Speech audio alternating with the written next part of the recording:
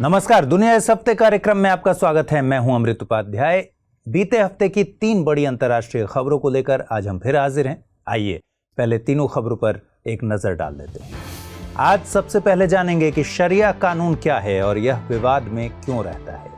इसके बाद आपको बताएंगे कि नॉर्ड स्ट्रीम 2 गैस पाइपलाइन पर यूरोप में घमासान क्यों मचा है, और आखिर में समझेंगे कि तुर्की किस नहर के जरिए प्रतिद्वंद्वी देश रूस को चुनौती देने की तैयारी कर रहा है। लेकिन सबसे पहले बात शरिया कानून की।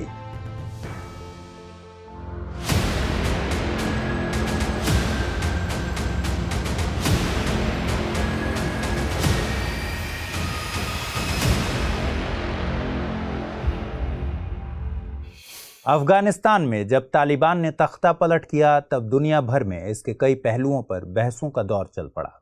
तालिबानियों द्वारा मानवीय संकट पैदा करने की आलोचना तो हुई ही, भविष्य को लेकर भी कई सवाल खड़े हुए।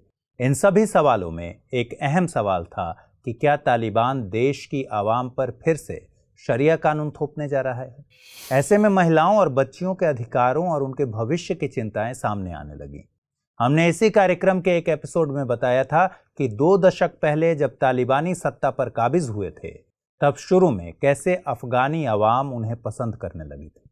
लेकिन जब हुकूमत ने शरिया के नाम पर कुछ सख्त कानून लागू किए, तब तालिबान वहां की आवाम ही नहीं बल्कि वैश्विक बिरादरी के लिए भी सिरदर्द बन गए थे। इस बार तालिबान शरिया कानून की किस शक्ल को लागू करेंगे, यह सबसे बड़ा सवाल बना हुआ है। इतना ही नहीं, अभी कुछ साल पहले जब भारत में जघन्य रेप के मामले सामने आए, तब यहां भी आंशिक रूप से शरिया कानून को लागू करने की मांग होने लगी थी, ताकि दोषियों को सख्त संदेश दिया जा सके। इसलिए आज हम आपको बताएंगे कि शरिया क्या है और ये काम कैसे करता है।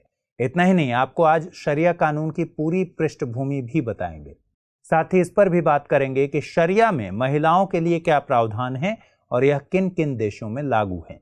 शरिया अरबी भाषा का एक शब्द है जिसका अर्थ होता है सीधा रास्ता या सही रास्ता। यह एक इस्लामिक कानूनी व्यवस्था है।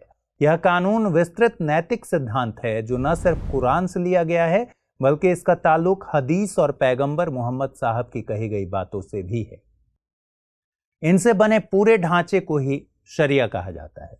आसान शब्दों में कहें तो इस्लामी तौर तरीकों से जिंदगी जीने का तरीका ही शरिया है। सभी मुस्लिमों से ये उम्मीद की जाती है कि वे इस कानून के तहत जिंदगी गुजारें।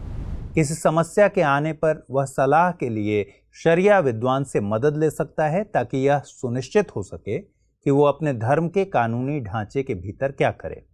ये विद्वान शरिया के तहत मार्गदर्शन और फैसले जारी करते हैं, जिसे फतवा कहा जाता है। इसके अलावा दैनिक जीवन के अन्य क्षेत्रों में जहां मुसलमानों को मार्गदर्शन की जरूरत होती है, वहां शरिया कानून के हवाले से काम किया जाता है। इसमें पारिवारिक कानून, वित्त और व्यवसाय के साथ साथ प्रार्थना, उपवास और गरीबों को दान देने जैसी चीजें शामिल हैं। लेकिन सबसे ज्यादा जिस बात के लिए शरिया कानून की आलोचना होती है, वो है आपराधिक मामलों में सजा देने के तौर तरीके। शरिया कानून अपराधों को 2 सामान्य श्रेणियों में बांटता है। पहली श्रेणी को कहते हैं हद, जिनमें गंभीर अपराध आते हैं। हद वाले अपराधों में चोरी शामिल है। चोरी के दोषियों के हाथ काट कर सजा दी जाती है। इसमें हत्या के मामलों में फांसी दी जाती है। अनैतिक संबंध रखने और रेप के दोषियों को पत्थर मारकर सजा दी जाती है। दूसरी श्रेणी है तजीर। इसमें सजा तय नहीं की गई है। इसमें अपराधी को क्या सजा होगी, ये फैसला करने वाले के विवेक पर निर्भर करता है।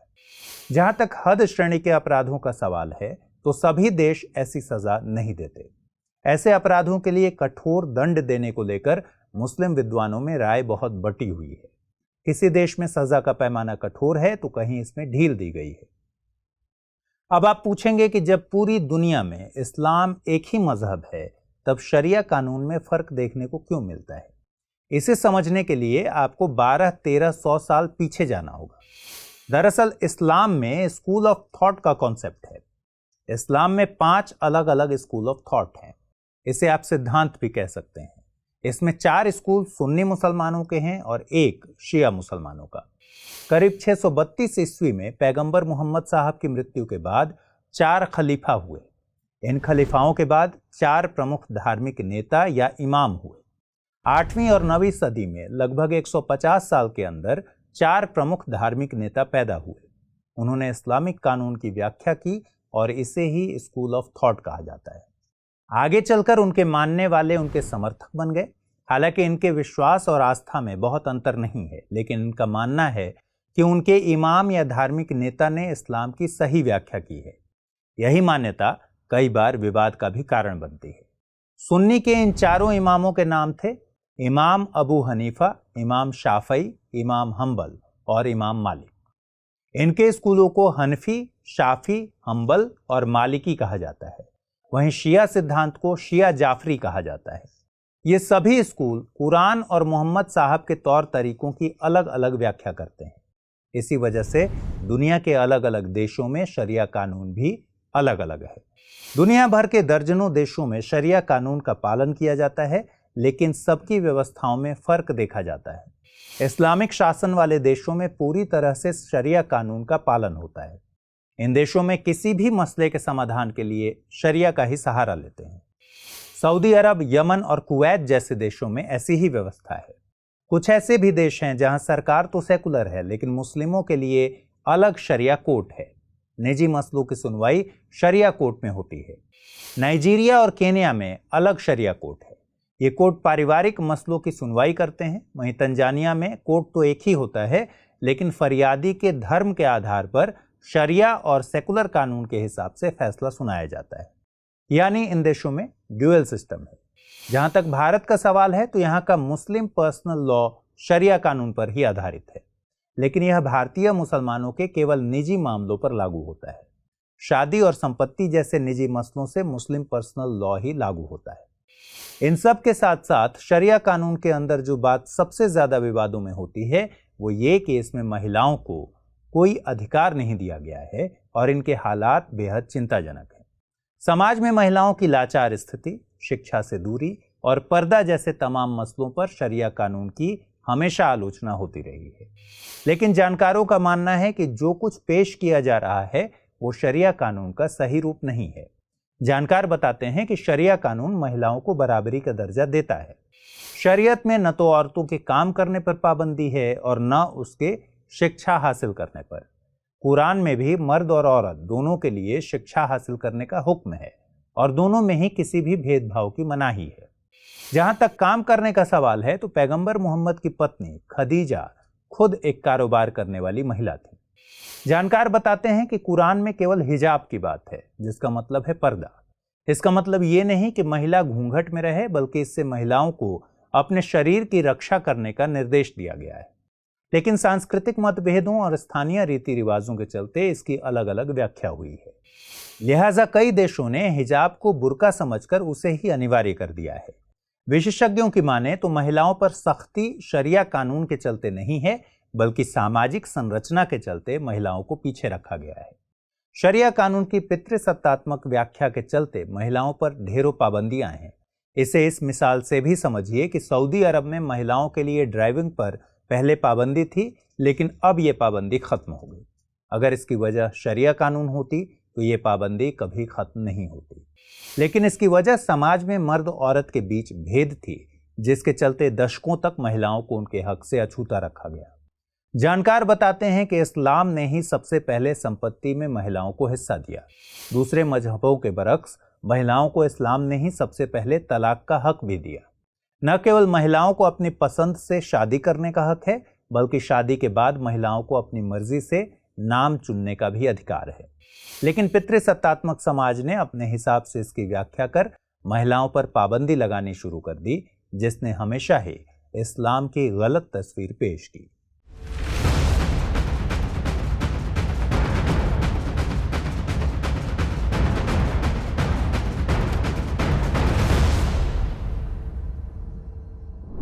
चलिए अब दूसरी खबर का रुख करते हैं। हमने पहले भी इसी कार्यक्रम में आपको बताया है कि कैसे दुनिया के बड़े देश भू राजनीतिक ताकत हासिल करने के लिए एक दूसरे के दुश्मन बन जाते हैं।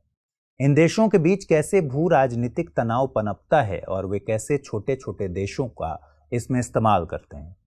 आज हम आपको एक ऐसी ही कहानी बताएंगे कि कैसे एक गैस पाइपलाइन यूरोपीय देशों के अलावा रूस और अमेरिका के बीच तनाव का कारण बनी, जो यूरोप की ऊर्जा जरूरतों को पूरा करने के लिहाज से बेहद मुफीद साबित होने वाली है। आइए सबसे पहले हालिया मामले को समझते हैं। आज हम आपको जिस गैस पाइपलाइन के बारे में बताने जा रहे हैं वह नॉर्ड स्ट्रीम 2 गैस पाइपलाइन है, जिसे रूस जर्मनी तक बिछा रहा है। यह रूस की महत्वाकांक्षी प्राकृतिक गैस पाइपलाइन है जो यूरोप की गैस जरूरतों को पूरा करेगी। इससे यूरोप की नेचुरल गैस की बढ़ती जरूरतों को पूरा करना आसान होगा। लेकिन यूरोपीय देश यूक्रेन को रूस का यह प्रोजेक्ट रास नहीं आ रहा। अपने हालिया बयान में यूक्रेन के राष्ट्रपति वोलोदिमिर जेलेंस्की ने इस पाइपलाइन को खतरनाक भू राजनीतिक हथियार बताया। उनके मुताबिक भविष्य में यह पूरे यूरोप के लिए घातक साबित होने वाला है। अब आप पूछेंगे कि जब ये पाइपलाइन यूरोप की गैस जरूरतों को पूरा करेगा तब यूक्रेन इसे खतरनाक क्यों बता रहा है और इस पूरे मामले का अमेरिका से क्या ताल्लुक है। आपको सब कुछ बताएंगे, साथ ही ये भी बताएंगे कि ये गैस पाइपलाइन आखिर है क्या जो कुछ यूरोपीय देशों के लिए सिरदर्द बनी हुई है। लेकिन सबसे पहले ये जानिए कि ये पाइपलाइन कहां से और कैसे गुजरेगी। अमेरिकी न्यूज एजेंसी वॉशिंगटन पोस्ट के मुताबिक नॉर्ड स्ट्रीम 2 करीब 1250 किलोमीटर लंबी पाइपलाइन है। यह रूस में उस्तलुगा से जर्मनी में ग्रीफ्सवाल्ड तक बाल्टिक सागर के रास्ते होकर जाती है। यह रूस, फिनलैंड, स्वीडन, डेनमार्क और जर्मनी के विशेष आर्थिक क्षेत्रों के साथ साथ रूस, डेनमार्क और जर्मनी के क्षेत्रीय जल से भी गुजरती है। दरअसल पहले से ही एक और पाइपलाइन यानी नॉर्ड स्ट्रीम 1 रूस से जर्मनी तक बिछी हुई है। उसके समानांतर ही नॉर्ड स्ट्रीम 2 को बिछाया जा रहा है। फर्क सिर्फ इतना है कि पहली पाइपलाइन रूस के वाइबोर्ग से जर्मनी तक गई है और दूसरी पाइपलाइन लेनिनग्राद के उस्तलुगा नामक स्थान से जर्मनी तक जाएगी। ऐसा माना जा रहा है कि नॉर्ड स्ट्रीम 2 की निर्माण लागत करीब $11 बिलियन है। यह 2011 में रूस से यूरोप तक चालू किए गए पुराने नॉर्ड स्ट्रीम अंडरपास की क्षमता को दोगुना कर देगी। पुराने नॉर्ड स्ट्रीम यानी नॉर्ड स्ट्रीम 1 में सालाना 55 बिलियन क्यूबिक मीटर गैस ले जाने की क्षमता है। इसका मतलब है कि दोनों पाइपलाइन मिलकर सालाना 110 बिलियन क्यूबिक मीटर गैस का परिवहन करेंगी। नई पाइपलाइन पर रूसी ऊर्जा कंपनी नॉर्ड स्ट्रीम 2 एजी का मालिकाना हक है। नॉर्ड स्ट्रीम 2 समुद्र के अंदर से गुजरने वाली सबसे लंबी गैस पाइपलाइन है। इससे पहले नॉर्वे और ब्रिटेन के बीच लेंजेल्ड गैस पाइपलाइन सबसे बड़ी थी जिसकी लंबाई 1166 किलोमीटर है। अब सवाल है कि इससे यूक्रेन को परेशानी क्या है।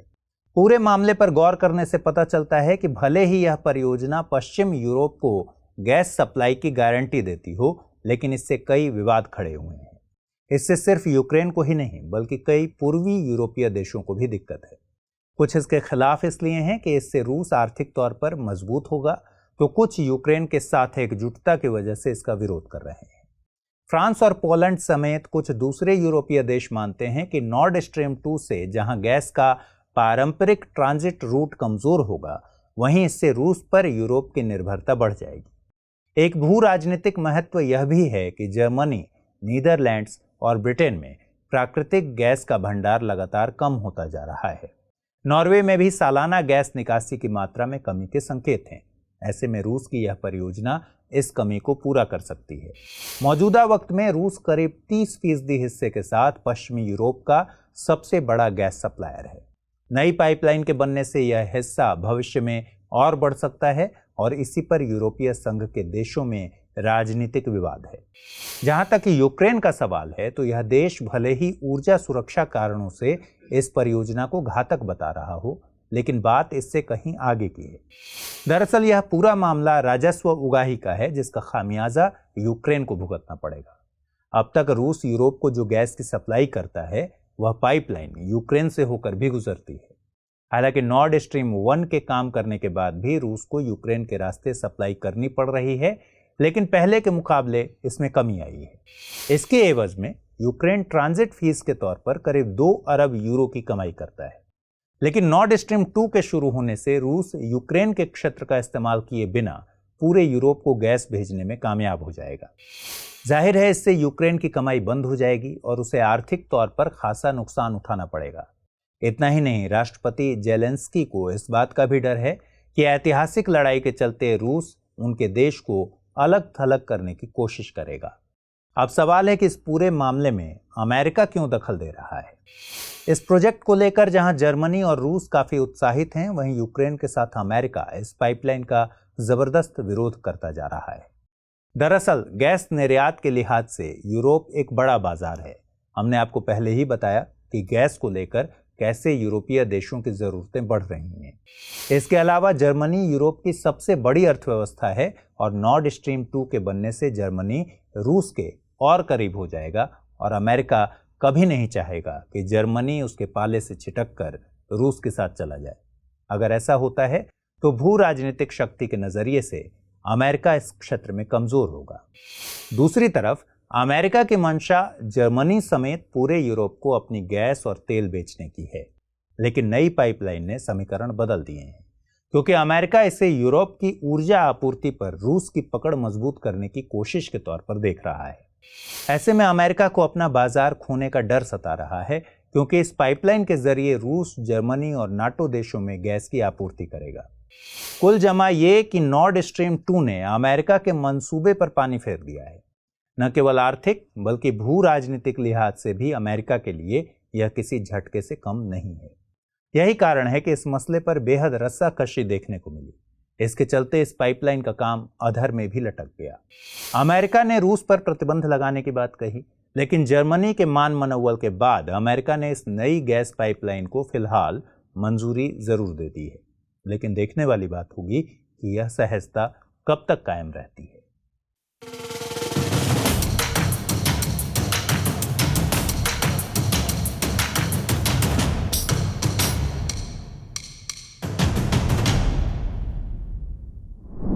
दुनिया में ऐसे कई देश हैं जिनका कुछ हिस्सा एक महादेश में है तो कुछ हिस्सा दूसरे महादेश में। इन देशों को ट्रांस कॉन्टिनेंटल कंट्रीज कहते हैं। ऐसे कई देशों को आप जानते होंगे। एशिया और यूरोप को जोड़ने वाले ऐसे देशों की तादाद करीब 5 है। इनमें से एक है तुर्की। तुर्की की राजधानी इस्तांबुल का ऊपरी हिस्सा यूरोप में है, जबकि निचला हिस्सा है एशिया में। तुर्की का यह शहर अब एक नहर के चलते चर्चा में है। दरअसल तुर्की के राष्ट्रपति रेचेप तैयब अर्दोआन ने हाल ही में कनाल इस्तांबुल प्रोजेक्ट का उद्घाटन किया, लेकिन ऐसा करते ही यह परियोजना विवाद में आ गई। पर्यावरण प्रेमी इस प्रोजेक्ट को कुदरत के साथ खिलवाड़ करने जैसा बता रहे हैं। चूंकि यह इलाका पहले से ही भूकंप के प्रति संवेदनशील है, इसलिए कहा जा रहा है कि यह नहर इस्तांबुल को भूकंप और विकट मौसमीय घटनाओं जैसे सूखे और बाढ़ के प्रति ज्यादा संवेदनशील बना देगी। लेकिन राष्ट्रपति अर्दोआन इसे इस्तांबुल वासियों की जिंदगी की हिफाजत के लिए जरूरी बता रहे हैं। वो इसे तुर्की के आर्थिक विकास के नजरिए से भी अहम मान रहे हैं। इसलिए आपको बताएंगे कि इस नहर की भौगोलिक स्थिति क्या है और तुर्की के लिहाज से इसकी क्या अहमियत है। इस्तांबुल की यह नहर एक कृत्रिम नहर होगी जो काला सागर को मरमरा सागर से जोड़ेगी। दरअसल अब तक काला सागर को मरमरा सागर से जोड़ने वाला एक ही रास्ता है जो बॉस्फोरस स्ट्रेट कहलाता है। यह स्ट्रेट एशिया और यूरोप को अलग करता है। इस स्ट्रेट के जरिए जहाज़ों की आवाजाही होती है और यह बहुत ही व्यस्ततम मार्गों में से एक है। लेकिन अब ये नई नहर भी काला सागर को मरमरा सागर से जोड़ेगी। साथ ही यह काला सागर को एजियन सागर और फिर भूमध्य सागर से भी जोड़ेगी। इस नहर का निर्माण बॉस्फोरस स्ट्रेट के समानांतर होगा। इस 21 मीटर गहरी नहर की लंबाई 45 किलोमीटर होगी। इस्तांबुल का जो हिस्सा यूरोप में है उससे होकर यह नहर गुजरेगी, यानी इससे एशिया और यूरोप के बीच एक द्वीप का निर्माण होगा। अब सवाल है कि जब पहले से ही बॉस्फोरस स्ट्रेट एक प्राकृतिक रास्ता था, तब तुर्की सरकार को कृत्रिम नहर की जरूरत क्यों पड़ी?